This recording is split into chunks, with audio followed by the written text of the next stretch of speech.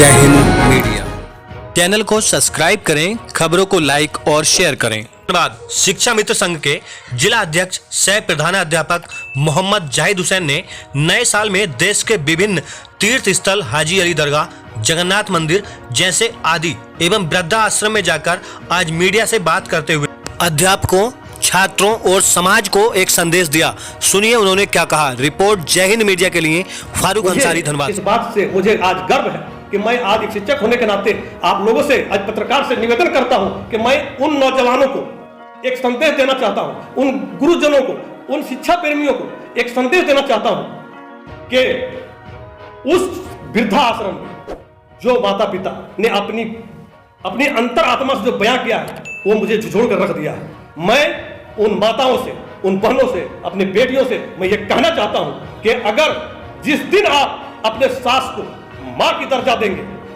उस दिन हमारे देश में एक भी अनाथ आश्रम नहीं होंगे। मैं उन बच्चों को यह संदेश देना चाहता हूं कि जिन माता पिताओं ने आपके जीवन का तिनका तिनका अपने खून का खर्च करके आपको पढ़ा लिखा कर उस काबिल बनाया, उस घर बना कर दिया और आज आप उस वृद्धाश्रम में उनको आज छोड़ने जा रहे हो, मुझे शर्म आती है इस बात, क्योंकि मैं एक मिनट मैं उन बातों से मैं काफी दुखी हूं। इसलिए मैं निवेदन करता हूं हाथ जोड़ के, एक संदेश जाए उन बच्चों को जो माता पिता के कदमों के नीचे जन्नत है, स्वर्ग है, उनका सम्मान करें।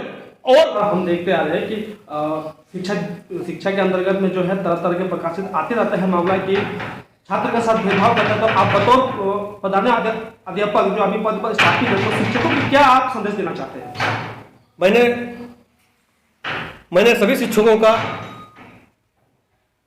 एक साथ हमारा एक पेरेंट्स मीटिंग होता है जिसमें हम लोग आपस में, क्योंकि बालक, लालक और संचालक का एक बहुत अहम भूमिका होती है शिक्षकों की, तो इसलिए मैं उनकी भाव को जानते हैं, उन बच्चों के भाव को जानते हैं, उन गार्जियन को, क्योंकि वो हमारे आसपास के, उनका मौलिक अधिकार शिक्षा है।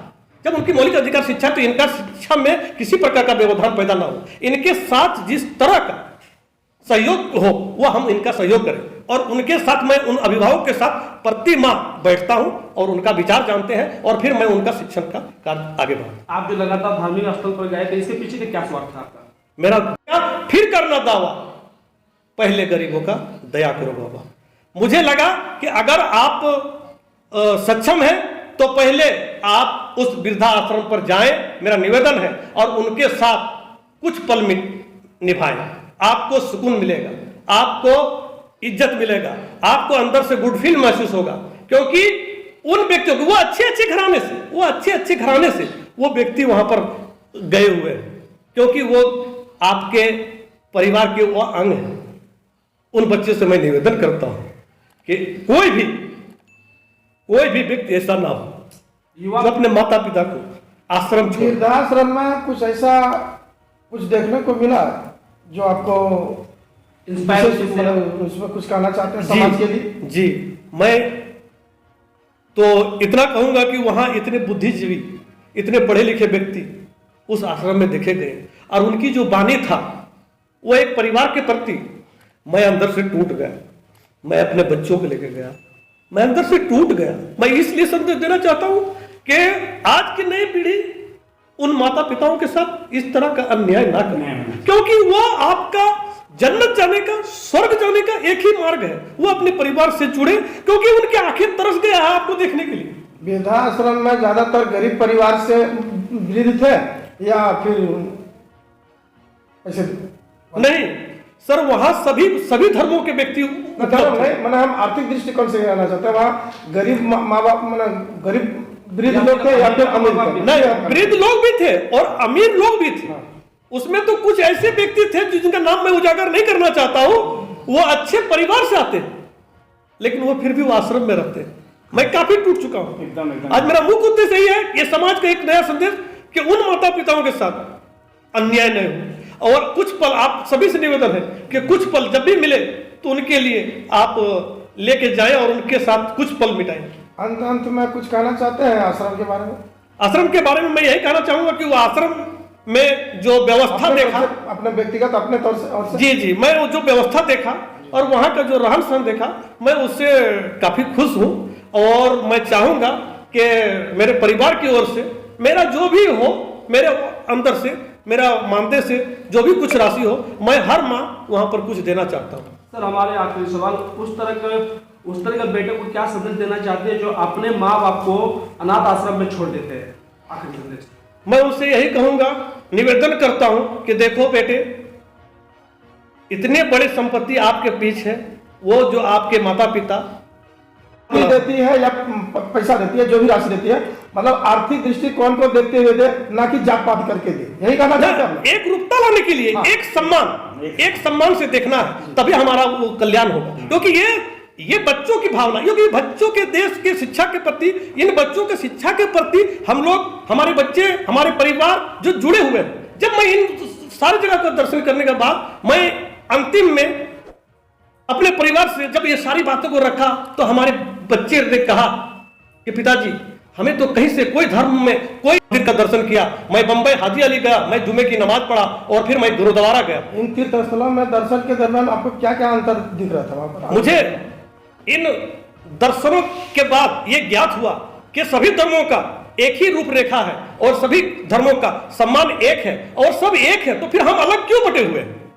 मुझे काफी खुशी हुआ, लेकिन मैं एक शिक्षक होने के नाते मुझे ये गिला हो रहा था कि जब हम और आप कौन होते हैं कि जब भगवान ने, खुदा ने सबको एक ही रूपरेखा और एक ही जात धर्म में बांटा गया है। जगह जगह पर आप गए तो कहीं आपके साथ कोई भेदभाव, मैंने कहीं कुछ ऐसा महसूस हुआ?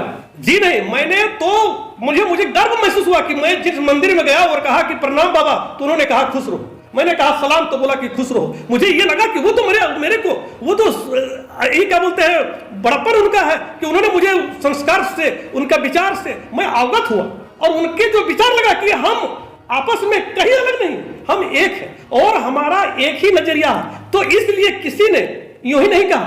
मुझे उन मंदिरों और मस्जिदों और गिरजाघर में घूमने के बाद ये ज्ञात हुआ कि मंदिर मस्जिद गिरजाघर ने बांट लिया भगवान को।